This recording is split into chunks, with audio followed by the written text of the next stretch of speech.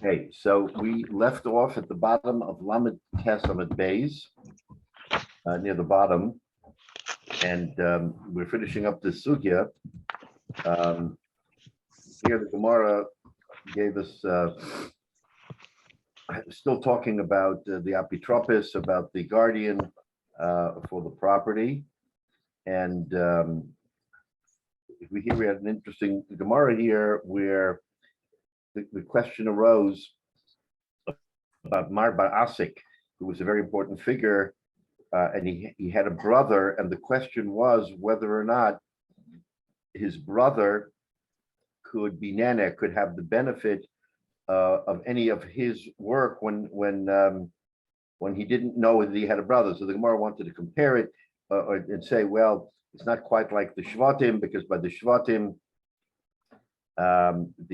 when Yosef was captured, the brothers looked different, so therefore we couldn't draw a parallel that it was the same, that when the brother appeared, he appeared and Mar Bar Asik should have known who he was. Well, of course he couldn't know who he was, because it was many years in the past, so he couldn't know. So the Gemara gave us an interesting chiddush, which we've actually came across in a different sugya in our learning, and that is that so the Bezdin said to the brother, go bring witnesses that you're the brother, and then maybe you'll have a chelik. So he said, this is all in the bottom of Lamed Testament Beis. He said, well, I can't bring witnesses. He's a powerful figure, and no one will testify for me. They're afraid of him, so they won't testify. So the Gemara went ahead and said, well, if that's the case, then Mar Bar Asik, you have to bring the witnesses on your own behalf. So he said, what do you mean? How do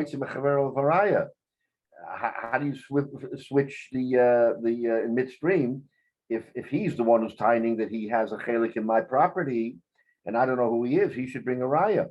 So Rav Chizda came with this chiddush that when you have a circumstance where sort of the odds are stacked against you, then you can flip-flop the responsibility of who has to bring the achrayas. That's a very big thing, because the klal of Hamoshi Mechaver El Varaya is universal in Shas. So how do you all of a sudden flip-flop? So the Gemara says that, you know what, let Mar Bar Asik bring it, because he will be, the truth will come out, because if he brings it and people say what they say, he is a brother, isn't a brother, we'll accept it as the truth. So the Gemara then says a couple of lines from the bottom, so Mar Bar Asik says, at the end of the day, these witnesses, what are you talking about? They're afraid to testify for my brother, for my potential brother. They won't testify against me. So what do you think? You think it's going to be better if I bring the witnesses? So listen. So here, 5 lines from the bottom. Amalei. So Rav Chizda says, Tarte loy avde. 2 things they won't do. In other words, they won't do double whammy. They won't not testify and then lie if they testify. So if they don't testify, they don't testify. But they won't lie once they open their mouth, they'll say the truth. He is a brother, he's not a brother. So the Gemara says, the end of that story was that it turned out he was his brother, and everything was good, and he got a chelik. Now, 4 lines from the bottom. So now the brother, he's now feeling good. Now that I'm a brother, give me from the improvements. Mar Bar Asik was not only caretaking, he was improving the vineyard, he was improving the orchard. Now you have to give me my chelik, because you were tending it and I'm a part owner. On Malay, Shaper Kamalo. So Rav Chizda says, Shaper, that he's right, that now that we proved retrospectively that he was the brother, now he's entitled to everything. So that's now another chiddush, is that, okay, so he's entitled, but he's entitled to all the improvements. If you took an orchard that was plain and made it into a very profitable venture, he's included. How do we know? Because we learned in the Mishnah, if someone left over a field, let's say, for children, and there was gedolim and ketanim, there was older kids and younger kids. And the older kids were the older ones were the ones who were tending it. The Hishbichu Gedolim as an Nechasim, and the Gedolim were the ones who were Mishabeach, they were improving the Nechasim. Hishbisu le'emtza. Then they improved it for the middle, meaning for everyone. So Rashi says, Liflig Padesi Kramim, Ubustani Bisan Shel Elanos, meaning a bunch of orchard of trees. The Shasod Iu, Vihishbisam, Vitali, Chatzi, and Chemoshehem Shubachim. So he says from that Mishnah, it's a raya that you do include it. So now, not only does he get a chelik, but he gets a chelik of everything that could have been that he could have gotten. So now let's look at Omid Beis. Va'afilu higdil v'lo omren ella. I'm sorry, but no, at the bottom here. Va'afilu higdil v'lo omren, and even. Sorry, no, hold on. Okay.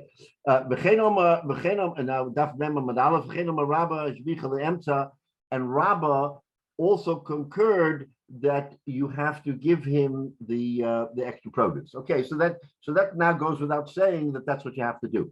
But take a look at this Rashi. This is very interesting what the Gemara is going to tell us here. The Gemara says, Lo Garcinan. We're not geiris this language. Why? This is not the lashon of the Gemara. Lahavi divrei ha'amoraim siu lemishnah. Let's think a minute. Rabbah was an Amora. Rav Chizda was a Tana. So it seems as if the Gemara is saying v'chein Omar Rabbah, and so Rabbah, who was an Amora who lived later than Rav Chizda, is proving Rav Chizda's point.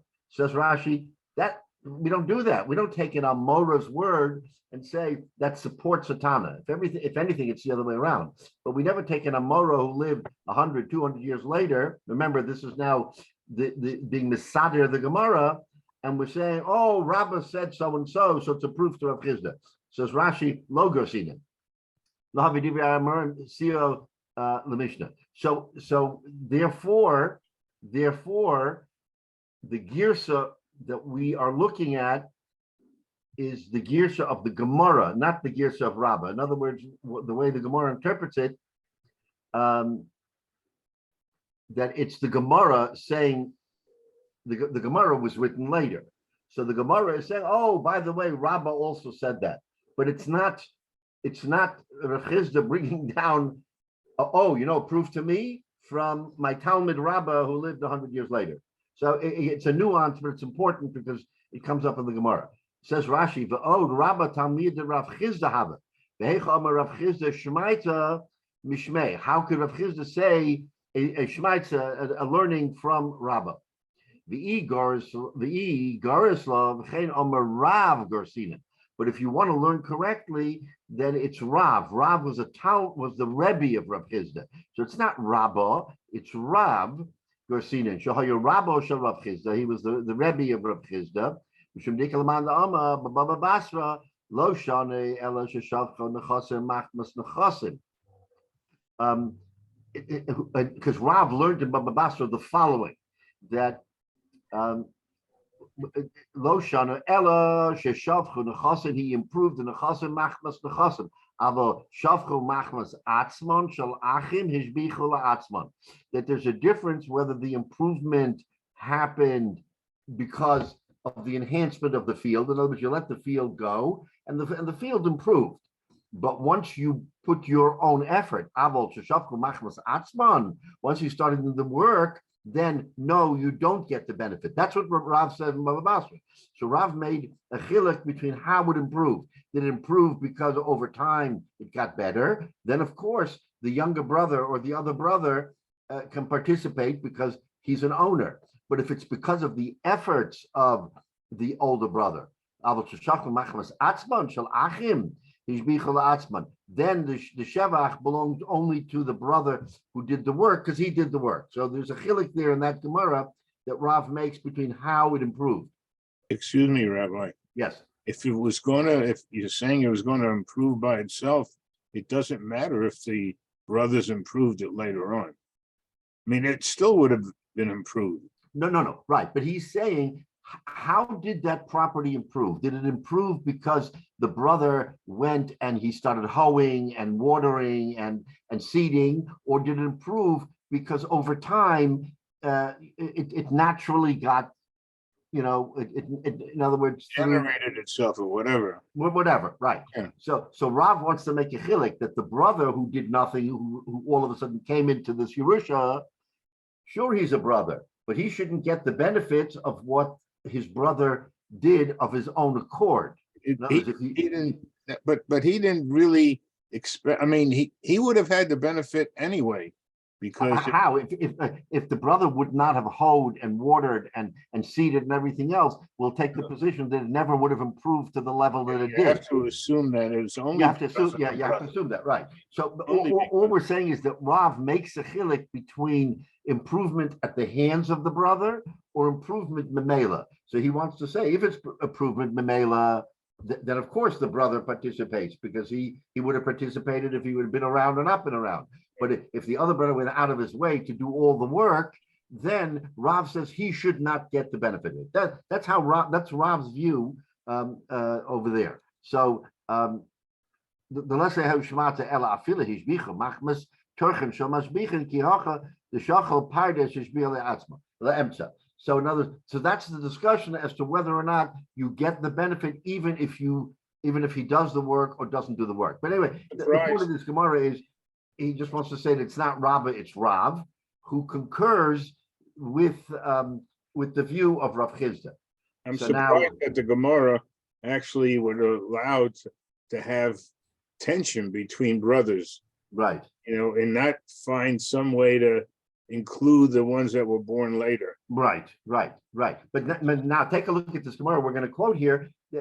So we're going to enhance this discussion. So what's the discussion? The discussion is whether a brother who had no shaykhs to the property, and he walks in one day and he shows that he's a brother, what benefits does he incur if to the property one, or to the property that was enhanced by the other brother? So in other words, you have two avenues. You have the property memela got better, or the property got better because it was actually enhanced. So that's the shayla. So now take a look. Top line, Amalei Abaya. So now Abaya is going to ask a question of Rav Chisda. Rav Chisda seems to make the statement that he walks in to a finished product and he gets the benefit of whatever there is. That's Rav Chisda. Amalei Abaya. Mi dami. How do you compare that Gemara to ours? Hosam gedolim gabe ketanim yode bekom mochlele hacha mi yoda delechel. In other words, we have two different circumstances, says Abaya. Okay, so when the older brother knows that the younger brother exists and he does the work, then you can at least impute that he did the work knowing that he had a brother, and the brother should have a chelik, because you can't wipe out the knowledge that he knew he had a brother, right? But in the case of Murray, that's the case over there. But in the case of Murray, he didn't know he had a brother when he was doing all that work. He was doing it for himself. So why would you impute that just because when the brother knew of another brother and he did the work, and we say that the other brother gets a chelik, that you make the same comparison to Murray? To Murray, no, he didn't know he had a brother. He was doing the work for himself. So maybe all of the work should be done for himself. So what's the Gemara telling us? The Gemara is telling us that in this particular case, yes, this brother came out of left field and he should get something, but he shouldn't get something that is only the efforts of Murray, who, when he did it, had no knowledge of a brother. So he had no kavana that the brother should be included. So what this Gemara, again, what is it showing us? The Gemara is showing us a nuance of how we're going to split the kernel here. And we're going to say that you can't make a comparison from one case to another. One case involves full knowledge. And when you have full knowledge, you can't get around it. So we say, fine, that the brother gets a chelik. But when you don't have full knowledge, Murray had no knowledge of his brother. All of a sudden, the brother shows up. So fine. So we'll give him from the natural stuff, or from here on out, everything that happens, he'll get a chelik. But to get a chelik from all the work that Murray did in the past, that enhanced the property. Why should we give him a chelik? You But can't if- say that. Yeah, but if the older brother who did the work dies, this brother will get a share. So he would of get the Yerusha inheritance. anyway. So that's an interesting question. So the chayra, maybe he'd be the Irish. Yeah, Okay, so maybe yes, maybe no. Okay, but that's a good question, because who would be the Irish? But at least in the immediate moment where still they're living. both alive, Yeah. let's say he wants to give it to his children. Let's say Murray had children and he wanted his children to inherit him, not his brother. So then you would have a situation, right? Okay, so we don't know that. So Rashi says, Yadu elu sheyitlu chelkam. He knows, so he'll take the chelik. But in our case, mi yadu sheyesh lo achim. Who knows that he has brothers? Okay, so okay, says the Gemara, a Gilgal Milsa. So they discussed this matter. So this was a matter in the yeshiva that they kicked around. The Bachram in the yeshiva kicked around. Is this kasha of Abaya and Rav Chizda, is it a good kasha or not? Umota the Kami to Rav Ami. So they came to Rav Ami. Rav Ami was even bigger. He was the Rebbe of Rav Chizda. So they went to Rav Ami and they asked him the shaila. So in other words, is this correct that you have to have known of the brother's existence in order for him to get a chelik or not? Amalahu, Gedolim Mizu Amru. So he answered, I'm going to tell you even a better story. In other words, he's saying, okay, so you're trying to figure this out from this story. I'm going to tell you something even better. What's even better? Shamalam Aris. Okay, what is the situation in our Gemara here? You have a shavui, a captive, who is out of the picture. Someone steps in, right? Someone walks in and starts tending to the property. Who is it? Okay, it's a karev. It's irrelevant what level of karev, but someone steps in. The shavui returns. Shavui is not dead. The captive is not dead. Shavui returns. What's the halacha? The halacha is that the person who tended the property gets paid like an oris. Gets nothing out of the property, but he gets paid like a sharecropper who would come and check the property. So if that's true, says Rav Ami, then how that's even a greater situation than ours, because he's coming in, he has no shaykhs to the property. We take him off the property, right, and we give him pay like a sharecropper. Hashta today lo yavan lay. So then. So Lagabe Murray, in other words, Rav Ami is now saying, what do we do with Murray? Does Murray have to split the property or not? So he's saying, if you're going to tell me that in the case of a shavui, who someone steps in and he does it totally without being asked, and at the end all he gets is paid like a sharecropper, shouldn't Murray, who steps in here, he doesn't know he has a brother, he has a piece of property, he tends to the property, he makes it better. Now a brother shows up and says, equal time, I want my chelik. Should we not give Murray payment for the work that he did to improve the property? So why do you, Rav Chizda, say that he shares equally in the property? Because that's what he's saying. The brother comes in and he takes his share of the property. Let's at least give Murray the payment of a sharecropper. Let's at least pay him for the work that he did to improve the property, so that at the end of the day, he gets more than the newfound brother. According to Rav Chizda, he does not. According to Rav Chizda, this brother came in from the cold and he gets an equal share. Like the Gemara, so Rav Ami is saying, if you're going to tell me by a shavui that someone who's a stranger to the property, has nothing to do with it, gets a chelik just for having shown up and tended to the property, then for sure Murray should get something for tending to the property. And why do you, Rav Chizda, say that it's split? That's the kasha. In other words, how can Murray not get more than the other brother just for being a sharecropper, for tending to the property? Right? That's the kasha. But the compensation. A very strong because he doesn't own the property. The Say it again, David. Say it again. The sharecropper is compensated because he doesn't own the property. Murray owned the property. So it's like principal versus interest. He owns the property, so he doesn't necessarily. But look at it from the other side. What is the Oris being paid for? For stepping in and maintaining the property and working the property so that the property shouldn't be destroyed, the property shouldn't have damage. So he's being paid schar just for maintaining. Yeah, I understand your point. Your point is that he has no shaykhs to the property, and therefore he shouldn't. It's not quite the same. But the Gemara's comparison is work for work, and saying he worked, and he didn't know better, and we pay him. This Murray, yes, he thought it was his own property. But he put effort into the property. For that effort, he should be paid. I understand your question. Your question is, it's not quite the same because one is an owner and one is not an owner. All right, but the Rav Ami is looking at it from the standpoint of, but he worked the property. So as long as he worked the property, he should get something for it, and it shouldn't be shava b'shava. It shouldn't be just that the brother steps in and takes an equal share to Murray for Murray having done all the work. Okay, so let's see if your point is raised in the Gemara, but at least from the standpoint of what we're seeing here, Rav Ami is saying, Rav Chisda, you're not right by saying that it's totally equal. So what did the Talmidim do? So now the Talmidim, all of them shifted back to Rav Chisda, and they said to Rav Chisda, what do you say to Rav Ami's answer? Rav Ami, we just went to Rav Ami, your Rebbe, and he said it's not that way. That Murray should get more because he's no worse than a sharecropper.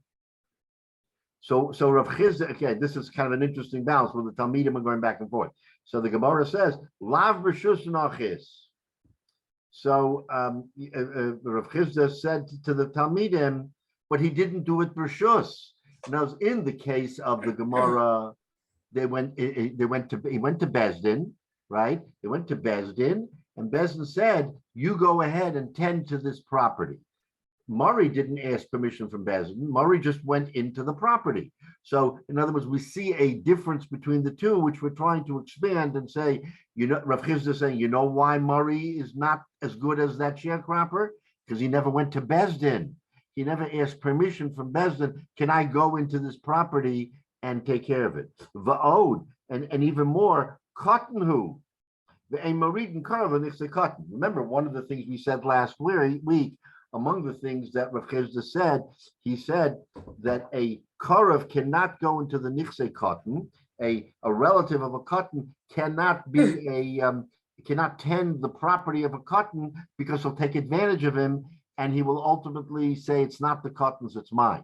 If Murray had a brother who was not around, that means, okay, we're presuming he was a cotton, and he was a cotton, how could Murray have gone in and taken care of the property of the cotton? So Rav Chisda is saying, Rav Ami wants to say that Murray is entitled to a share just for having worked it. He's entitled to nothing. He worked the share of a relative who's a cotton for which there is no remuneration. You don't get paid if you tend the nichse cotton, and you don't get paid if you don't ask Bezdin for permission to come in. So Rav Chisda is answering the Talmidim and saying Rav Ami's distinction is not valid here for one of two reasons, either because he was a cotton or because he didn't believe Rishus.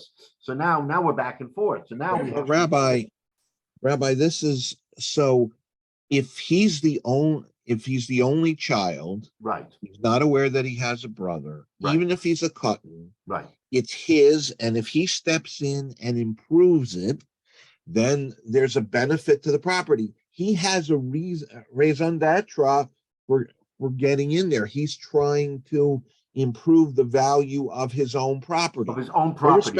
He did not know that this long lost brother existed. Okay, so Michael, before you go further, again, you're right, because let's just finish the Gemara and then we'll go back. Because what does the Gemara say? They went back to Rav Ami and they said, what do you say to Rav Chisda's answer?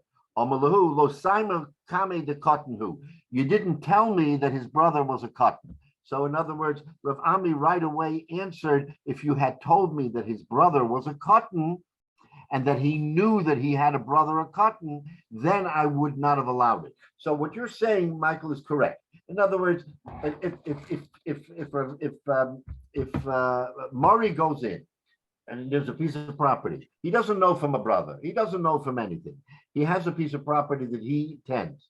Assuming he can go into his own property, then of course he can improve it. The fact that we later find out, A, that he had a brother who was a cotton, right? And that in retrospect, whether he knew or didn't, so the Bezdin is saying, you know what, we didn't know it, but the fact that you had a brother who was a cotton, this allowed you from going in and tending to his chelik of the property. So yes, the question now is balancing all of this. What do we do with, in any circumstance where a fella has a piece of property, he doesn't know from a brother, he doesn't know from anything, and he goes in and says, I'm going to take care of my property. Now, after the fact, oh, wait a minute, you had a brother who was a cotton, you didn't have permission, the Bezdin didn't give you permission. So these are all the nuances that the Gemara just wants to present to us, and this would be a question of halacha. So if I came to you and you were a paisik, and I said, I've been working this property for years, I've improved it, it's my property. Now all of a sudden, out of the blue, I find out that I had a younger brother who was a cotton, and he was not known to me. And all of a sudden, what's my status retroactively to whether or not this chelik, this property belongs to me? Does it belong to my brother? Was I allowed to go in? Was I not allowed to go in? So the Gemara is just tracking this for us and trying to show us that you're right. Without knowing all the facts, we can paskin like Rav Chizda. Once we know the facts, so when they went to Rav Ami at the end and to talk about and to say about the cotton, Amalu, he said to them, Lo Saimala, you didn't tell me at the end of the day that that he had a brother. He's saying if I knew that he had a brother, then I wouldn't have compensated Murray for the improvement of that share. So regardless of what the facts are, the Gemara gives us the teretz and lets us understand if he had known, he wouldn't have gotten. Sure, he didn't know, but if he had known that his brother was a cotton, it proves the fact, A, that you can't go into the nichse of a cotton, of a karav, and improve it. That's what it shows it. It tells us that. And it also tells us that that you would be entitled to at least a sharecropper's chelik because you're no worse than someone who improves the property. So those are the things we learned from it. Now, the fact pattern may support that or not, but that's irrelevant because if there was a cotton, then he couldn't have done it. If there wasn't a cotton, he could do it. And that's what the Gemara wants to come out at the end, is to say, we're going to prove our point and say that a brother, a relative cannot tend to the nichse of a cotton. Now, let's see, was there a cotton or was there not a cotton? If there wasn't, he's okay. If there was, he's not okay. But at the end, this exchange between Rav Ami and Rav Chizda only helps to flush out what we know to be the actual case, is that A, you can't improve the nichse cotton, and B, you have to go to Bezdin to ask permission. So if there's no one to ask, if you didn't go to Bezdin to ask permission and there's no brother, no problem. Who's protesting? But once someone protests and say, you didn't ask Bezdin, and it turns out there is a brother, he should have asked Bezdin. You're going to ask me, how do I know to go to Bezdin if I don't know if I have a brother? That's a good question. The teretz is, we're extrapolating from this, that when you're about to do this work, you have to touch all the bases. You have to go to Bezdin. So to speak, you go to the register and you register, this is my property, I'm going to work it, i.e. Bezdin. In other words, so why should I go to Bezdin if there is no brother or nothing? Why?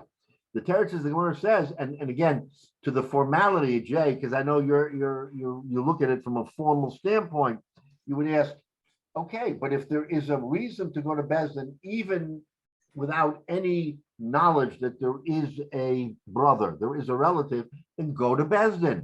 It's like the register of wills or the register of anything. You go, you put your name on the register. I am putting the name for who? There's no one, there's no, teretz is, you're protecting your interest because you're registering and you're saying this is mine. If someone comes out of left field down the road, then no one will have a taina on you, but you didn't register. Why would I register? I didn't know I had a reason to register. The Teretz is, the Gemara is telling us, go ahead and register. Tell Bezdin what you're doing.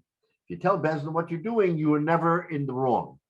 So that's kind of an interesting lesson that this Gemara is teaching us, even hundreds of years ahead of, or a couple of thousand years ahead of today's sophisticated, system where we register, we put things down. I mean, today we do things without necessarily knowing, but we do it to protect our interest in the event that. So the same thing over there in the time of the Gemara, in the event that something would happen, you've done the right thing. And if nothing ever happens because no brother shows up, okay, fine. What's the worst thing you did? You registered. So that's how the Gemara wants to come out over here. So interesting conclusion. Okay. So not often that they had access to a Tana to ask a question about something that came up in the Gemara. Right, exactly. Right. All right. So that's how we conclude, and again, it gives us a little bit of an insight on how Bezdin interacted with the people of the time and what they should do and what they didn't do, and oftentimes from what they didn't do that we learned the biggest chedushim is because why would anybody necessarily have to go through this process if there's no reason to? I mean, Yosef had no brothers, so Yosef did. Why would Yosef do anything different? Why? Well, because his brother showed up out of the blue, and all of a sudden he's got brothers. So if he had followed what the Bezdin had said, you want to go ahead into the property, sign your name, say I'm going to go into the property. If nothing happens, nothing happens. If something happens, at least you've protected yourself. So it's a question of Davar Shalom Olam. Why should I do something if there is no inherent reason to do it? The Teretz is because the Gemara created, for this very reason, the Bezdin said, let's just protect his interest in the unusual event of 0.25% that something happens later that proves to be a problem for him. Follow our instruction, register. Now that you've registered, that 0.25% or the fraction of 1% that might happen puts you in a position where you're an Aris. Why do I need to be an Aris? You're right, you don't need to be an Aris. Are there other examples of where you should register? It's an interesting question. Where are there other examples in Shas where there's a formality which you're supposed to follow? Now, if you don't follow it and nothing ever happens, no problem, because nothing ever happened. But where you don't follow it and something happens, then you go back and say, okay, but if you had followed it, even though there was no Hava Amina, there was no real reason to follow it, but because Chazal, the Bezdin said, do such a thing, then I'm sure we can come across. We'll maybe do a search in Shas and see. Off the top, I can't think where that might happen, but certainly the potential's there that if you don't follow the rules and something happens, then later on you're called out for not having done it. Don't we do title searches today for the same reason? For the same reason. We do title searches, Lu Yehei, exactly right. But back in the day, they had no system for doing that, so there was no, yeah. Rabbi, but for inheritance, because there is a set way that property is inherited in terms of who passes it down, was there a requirement to register if somebody passed away for the estate, that people could come forward for that very reason? The Gemara gives us deal with that? No, the Gemara gives us no indication that there was any formality of that at all. In other words, we see from all of these cases, for instance, in the case of the Shavui, right? In the case of the Shavui, we had Retushim, we had cases where a relative presented himself in order to be as you say, noted by Bezdin, or they didn't present themselves. And the Gemara goes back and forth and asks these kashas. So if they didn't register, it means that they didn't even have a minute to be a part of the property. So why should someone else who now steps into the property have to worry about a relative who never was designated? Because remember, the formality, there was no formality. So if a relative wanted someone else to inherit, he'd make some kind of announcement. The Gemara is saying the fact that a person left and abandoned and made no indication, written or otherwise, that this property should go to Shimon or to Levi, means he didn't have a havamina that he should inherit. So later on, when there's a battle over inheritance, now the question comes up. Okay, well, this fellow is a relative. Yeah, but he was never designated to be a Yerush. Because there was a possibility to be designated as a Yoresh, as an inheritor, and the owner disregarded him. So why should we include him in the discussion of inheritors if the owner himself didn't even want to bother? But Rabbi, I'm learning Baba Basra on my own now. Yeah. There were, if the deathbed declarations of transferring ownership to someone as a gift versus as an inheritance before they pass away, right? With all that complexity, you would think, because it's a matter of word of mouth, were there witnesses or not? Right, How do we right. always say that there would be some kind of formality to take into account all that was happening? But basically, it's a matter of an honor system that family, and as we know, I mean, even though we're supposed to follow the Torah, there are people who are more interested in getting whatever they can rather than following the correct process. So it would seem that the Beis Din would have set up some type of process that was more formal. And so you hit with something very interesting, because that's very much the question. If there is no rumor or no discussion about a deathbed utterance, which, like you say, has a certain effect here, so then, and it comes before Beis Din, so Beis Din has to sort of make it up and say, well, is there a havamina here, since we don't know there was an utterance, which would have altered, let's say, the Yerusha, and this fellow comes in and says, no, it's mine, or it's Hefker, or this, that, and the other. How do we interpret, or how do we extrapolate from a set of facts that we don't know inherently what was said?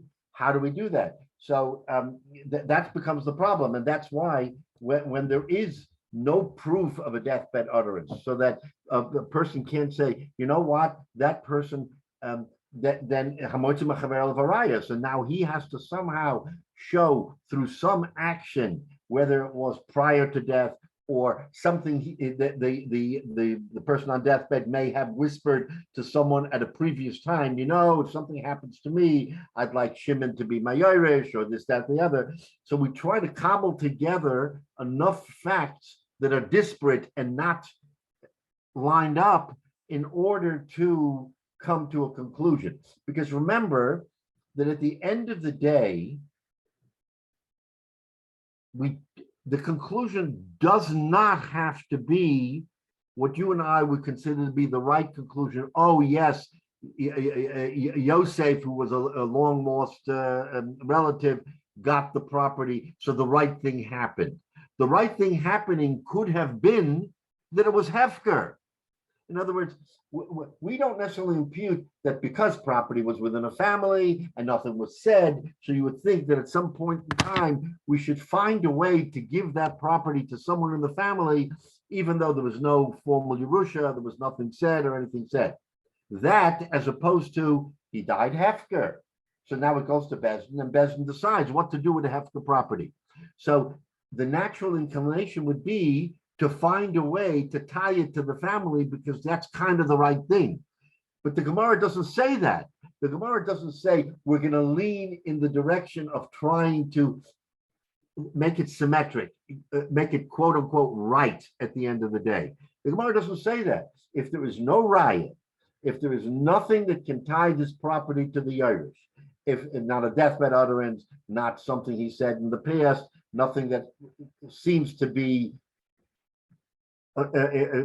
associating him with the property, then the proper answer is he died without a Yerusha, without an inheritor, and it goes to Bezdin, and Bezdin decides what to do with the property. So that, even though that may not be the answer we want, because that's not symmetrical, that's the answer we get. Because, and I think when you're reading in Bava Metzia, when you're seeing the same thing, is that's why the Gemara has all these tools by which we can, maybe glean something from what was said or inherently from what he did that would make it, quote, right. But the Gemara doesn't do that. The Gemara doesn't do that. So today, Baruch Hashem, and we have all kinds of systems where we say that if someone died intestate, we have it in our own common law. Someone dies intestate, it's not hefker to the world. There is rules that say if someone dies without a Yerush, without anything said, that someone who is a relative can come before the courts, can make a petition, blah blah blah, and he gets kedima over Yankel, who comes out of left field, has nothing to do with the property. Why does that happen? Because we want to lean in the direction of what we think is the right thing, that a person who has property would want to give it to a Yerush. He may not have a Yerush, so we have to go as far afield as we have to go to see, is there a Yerush? Is there someone in the larger field of play who has more shaykhs to this property than a total stranger? And that's what the law tries to do that. Halacha, in and of itself, never says that, but if I came to Bezdin and you came to Bezdin, and neither of us were designated, neither of us had anything to do with the property, but I had some relationship to the property because my uncle's brother's cousin, and you had nothing because you were from Yenazite, then the Bezdin would have to weigh and say, does this fellow, because he had a remote connection through a remote connection, should we give him some kedima? That would be up to the Bezdin to decide at that point. Or would they say, Kol ba'alim gavar, whoever is first is in. You came before me, and therefore you have a great, it's hefker. Remember, the concept of hefker is a strong concept in halacha. It's hefker. It belongs to the Rabbi Shalom. Rabbi Shalom now threw it out for anybody to get it, even though but wait a minute, he is the cousin of the brother of the uncle, but that doesn't mean that he has anything to do with the property. So again, learning these Gemaras, and as you do in Bava Metzia, wherever we are, we're relying on a whole system of what Bezdin does to make things right. But if there isn't sort of a formal proclamation, because we have some kind of a statement that says, yes, this is the way to do it, oftentimes the Gemara will throw up its hands and say, we're not going to make a decision on this property. This property will be decided memela depending on what happens. Hefker, all the different principles that we learn in the Gemara I'm first in line, I came before you, etc., etc. So as we like to say, and Jay, you're always a proponent of trying to find a way that inherently the Gemara or the Mishnah could have said something that would have given us some pause to follow a pattern, and that's true. But often enough, we have nothing. We have literally nothing that allows us to clue in to what the right halacha is. So when we look at, that's why you have Paiskim today. Again, they take everything they can from the Gemara or from the halacha, but they really that's why the godless of a Paisik is to find that little kernel of evidence that you can hang your hat on and say, this is the reason why the psak is today in a world of technology or in an advanced world where we have a whole different system of proofs. We can go back to the Gemara and we can find, oh yes, this is the way the Bezdin would have done it in a circumstance that has nothing to do with today, but you find some kind of a parallel. That's what we call the godless of Das Torah, is that they have the ability to do that. I think, Rabbi, for historical context, the operation of a Bezdin probably varied very, very widely this period of a couple of hundred years of the Gemara. Yeah, Some places were heavily populated with Jews, some places where there's just a few. Getting a competent Bezdin together varied from where you were, and also the periods of persecution. That at times in Bavel under the Persians, there were times that the Jews were basically autonomous in terms of their business dealings, and other right. times of persecution. I don't think. And we saw that in our own Gemara. Rashi brings down in certain cases that there was in a time when the government was cracking down on people, then you had no ability to follow what the Gemara, what the halacha would tell us would be ownership. Remember, but and gave us the example of shvius. Shvius is from the Rabbi Shalom. So shvius, okay, we have no problem. But what happens if the melucha from the other side came and took your property? And so it was not with your das. So then all of a sudden you have no control over that property. That's that whole Natushim, where the Gemara wanted to tell us, okay, so what is it? Well, it's nothing because you gave it up, you ran away. It's like 1948. They ran away. We didn't push them out. They ran away. So do they have a halachic basis to say, because I ran away, I ran away because I was afraid of you. So I ran away. Did I give up my rights to the property? Again, I'm not making that comparison. I'm just giving you an example where someone did something of their own accord, and you have to say, you have to be achroi for your own actions. Your own actions did this, this, and this. But I did my actions because of that reaction. I wouldn't have done it if not for that. So then the halacha has to step in and say, yes, it's correct that you did this because of that. Therefore, we give you bilis, or we don't give you bilis because you hefker bezin hefker. I mean, at what point does a person's personal responsibility come in, and a person says, I did this, but I did it because of that. So then the Bezdin have to say, but that is no reason for you to do this. That's the whole shaklavataria of Bezdin, is why Bezdin has to make those decisions as to what your state of mind was when you did it. And again, we can speculate and do our own thing, but that's what Bezdin does. Okay. Rabbi, can I ask one last question, which is right? No, go ahead. It would seem that we progressed in time, and we know that we're in a generation that even from people have migrated away from going to Beis Din. Would you think, as opposed to taking their arguments in the case of bequests and inheritances, do you think that the fact that there's more formal law in common law, and there are these nuanced situations, have pushed people more where there is an argument in for people who follow halacha away from halachic rulings from a Beis Din to the secular courts? So Michael, you ask an incredibly difficult question that I think today's frum, let's call it the frum world, wrestles with. In other words, you're absolutely correct that a very substantial part of the frum world has moved away from Beis Din and has moved away from adjudicating their cases before Beis Din. The halacha will tell you, if you go to any posek or you go to a rav, it will say, don't go to the secular courts, go to Beis Din, because that's the time-honored way for Jews, for frum Jews to, or any Jew really, but for frum Jews to solve a problem is to go to Beis Din.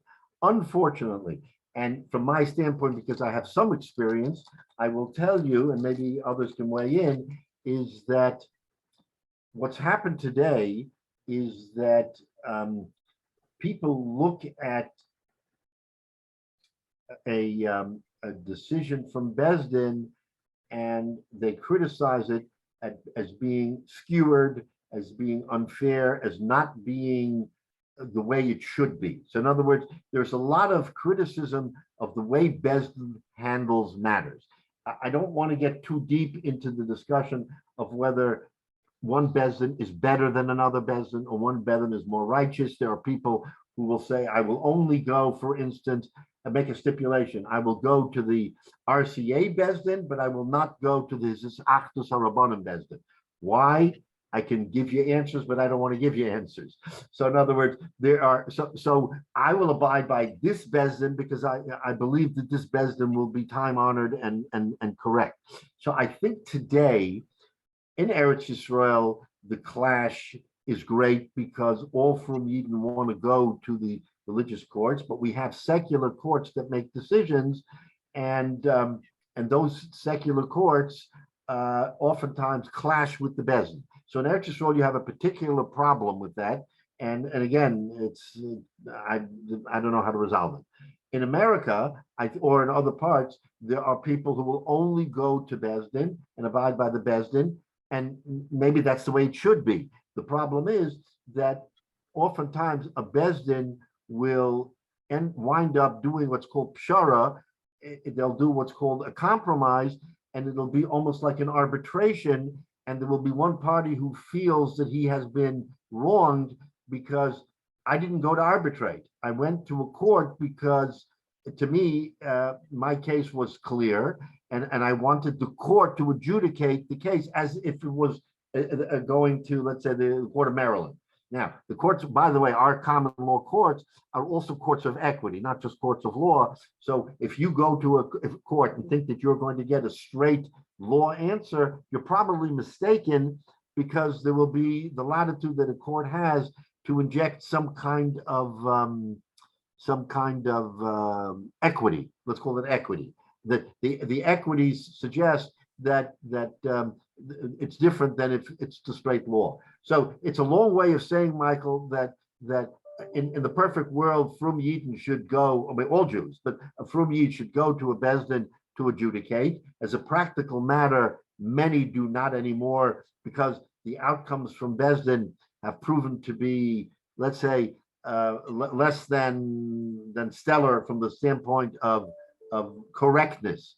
I won't say honesty, because I don't want to besmirch a Bezdin and say that they weren't honest, but it's like you go to a baseball game and the umpire makes a decision and you stand there and say, how could he possibly have made that decision? It's totally wrong. I see it with my own eyes. It's wrong, but yet the umpire made the decision. I think in Bezdin, we're finding the same thing, is that if you're a party to a Bezdin or you observe a Bezdin and you see an outcome, sometimes you'll scratch your head and say, that just doesn't seem right. The Bezdin's conclusion is right. But if you believe in Bezdin, you believe in halacha, that the rabbis will do the right thing, and they're human, so that they may not get what you think is the perfect solution, then, but still you'll abide by it. So it's very hard to today. I know that it's probably from the standpoint of our, I would say, are we going to be judged for not having used Bezdin in every case when a dispute between Jews came up and went to the common courts? There are those who bring down from the halacha that's in fact the case, is that a Jew may not go to a secular court when there is the option of a Bezdin. But as in point of fact, all I can tell you is that it's a practice in the breach. And Yale, I don't know your experience, if you've had situations where you deal with Frum Yidden and they don't want to go to Bezdin, and they intentionally want to go to the secular courts. I've seen it in many a case where they just. I have as well. I have as well. People say, just don't steer me in the direction of Bezdin. I don't want to go to Bezdin, and it's sad. It's a reflection of our times that we can't say I trust Bezdin and therefore I'll go. But Michael, as a point of fact, that's now in the times of the Gemara, I would have almost no doubt that Yidden did not go to the Goyish courts, that they always went to Bezdin. I mean, there's almost no record that I can think of where the Gemara brings down a situation where two litigants said, we're not going to Bezdin, we're going to go to court. Maybe there is a case or two in the Gemara. I just can't think of it off the top, where the litigants themselves, the Gemara brings down, let's say, they didn't go to Bezdin, because that was the way of life. You had a problem, you went to Bezdin. Even Well, if you but it didn't have a may pro- also be though, because just as it may not be so much that people distrust the Beis Din now so much as they trust the secular courts, at least in the U.S. and certain other places, where in 2,000 years ago, the local government was almost always to some degree the enemy, It was and corrupt. No, corrupt. You're right. it was You're right. corrupt, whether it was corrupt money or corrupt because they were anti-Jew against the Jews or whatever the reason. So maybe they thought the Beis Dins were better then than now, and maybe they were, but maybe it's the secular courts were so much worse than now that you wouldn't have even thought of it. But take a look at our Gemara. Just at the very conclusion of our Gemara, we see that the Gemara says that one of the reasons why, in the particular case of by Mari, is he didn't go to Beis Din. Where should he have gone to Beis Din? There was no one on the horizon to challenge him that he should think, I've got to go to Beis Din to register. Why should I register? I'm alone in the world. I have no brother. I have no Irish. I'm the one. Why should I have a Havamina? You know why? Because the Beis Din established that rule. And the Beis Din said, you want to go down into a piece of property, register. And if you don't register, nothing may ever happen, or maybe something will happen. And if it happens, it's to your detriment. But this is a perfect case where out of the blue, he had no brother, he had no Irish, he had nothing. Why should he have gone to Beis Din? Because Beis Din said it. Now, in the absence of the brother, it never would have made a difference because no one would be there to challenge, why didn't you go to Beis Din? But because someone appeared out of the blue, therefore Rav Ami says, oh, but he didn't go to Beis Din. But why should he have gone to Beis Din? So you're answering your own question by saying that it's kind of the I don't want to compare it exactly, but if there's no one in the forest and the tree falls, does it make a noise? Do we care if it makes a noise? Why do we care? It makes a noise, it doesn't make a noise, it's irrelevant. Well, it's relevant if someone was in the forest and he came back and said, wait a minute, I heard a noise. Did someone chop down a tree? Yeah, what are you doing in the forest? You're not supposed to be there. You have no connection to this. I mean, it's a loose comparison, but I'm just trying to say is that you never know what you don't know. So if the halacha said, anytime you do something, go to Beis Din, 99 out of 100, 999 out of 1,000, it won't matter if you went to Beis Din. But for that one kernel of situation where it matters and you didn't do it, now we have a problem because you didn't go to Beis Din. So now you're kind of not 100% kosher.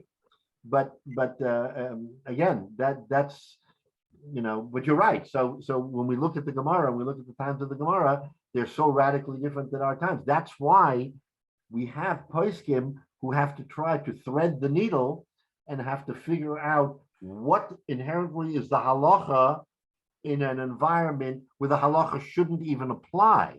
What happened in the time of the Gemara, or what the Shulchan Aruch said as a matter of what we call black letter law, has no shaykhs to us. So what do? Do we make it up? No, we don't make it up. We try to reach some kind of an understanding of what Chazal would have said, and that's what the Living Torah is. The Living Torah is a Torah that allows us to think that way and not make up new things that have no shaykhs to anything. But at least you may not like the connection that the Paisik says. Well, the reason why I'm saying this is because. But then you're going to say, wait a minute, I'm a Talmud Chacham, I understand, but how are you comparing what you're saying is the basis of the halacha to today? It's there's no comparison whatsoever. But that's, again, I come back to the same thing. We have Amunah, we say there's Das Torah, that there is that we believe that in the larger scheme of things, the Rebbeinu Shalom didn't leave us hefker, and if we follow Das Torah or Beis Din or whatever it happens to be, we'll stumble onto the right answer, even if we think we're sort of way off base, we'll at least stumble onto the right. And if not, then Teku. I mean, the whole principle of Teku in the time of Shas was because we used our best efforts and we couldn't come up with an answer. I'm not sure, I don't know of a Paisik today who says Teku, who says, I can't answer this Shaila we're going to have to wait for Eliyahu Navi. Maybe there are poskim who say that. Again, you read the Piskei Halacha of Rabbi Moshe, of all the other Gedolim, they tried to come to some conclusion. I've never seen the word teku at the end of a shaila in modern times where the person says, I can't answer this shaila because it just doesn't, I can't. I mean, they try to find some way. If you found, I'd like to see it. I'd like to hear what Paisik has said that. But we've had tremendous Paiskim in our time, and Baruch Hashem, at least to some degree, I think they've answered all the shilas. But you believe me, it's a great weight on anybody's shoulders to have to give a psak halacha that affects either life or death, or monetary, or anything else, and take that responsibility. And I think Rabbi Moshe, or was attributed to Rabbi Moshe, that he'd rather be wrong, err on the side of saying something was kosher as opposed to not kosher, because he didn't want to take that responsibility of let's say Yosemite Almana as an example of not having, when he could have said yes. Now maybe he made a mistake, maybe he didn't, but we believe that he would have given the right answer to say that it's kosher rather than puzzle in that kind of circumstance. But it's tough. In any event, so we're going to stop here. Mitzvah Shem, next week, I thought we'd start. The next Mishnah is something that we touched on, and we'll go over it when we start. A couple of blot ago, remember, we, in a case where Hamafki Paris, where someone gave Paris for someone to watch, there's a machlokes whether you could sell it or not. And if you remember, Rashi brings this up, and later on the Gemara, as to whether or not there is shrinkage within what you, in other words, there's shrinkage in automatic shrinkage in something that a person holds as a shomer, and whether or not you are allowed to take into account that shrinkage when you want to sell it, so that you're protecting the person who gave it to you. Remember, in other words, I give you 10 cabin, and if you hold on to it, it'll shrink, and the most you'll ever get back is 9. Is that okay, or should I sell it so that I have the money for 10 cabin, so that if and when you come back, you haven't lost 1 cab due to shrinkage? And we quoted a Mishnah, and this is that Mishnah. So the Mishnah in Mem Aleph from an Aleph is going to be the Mishnah that's going to talk about shrinkage and what's acceptable shrinkage, what's not acceptable shrinkage. And so we'll go through them. It's a very interesting sugya, but that's where we're going to stop. Mem Amad Aleph, Mitzvah Shem, unless anything changes. So it's 2 weeks in February when we'll continue Mitzvah Shem. All right, have a nice trip. Thank you.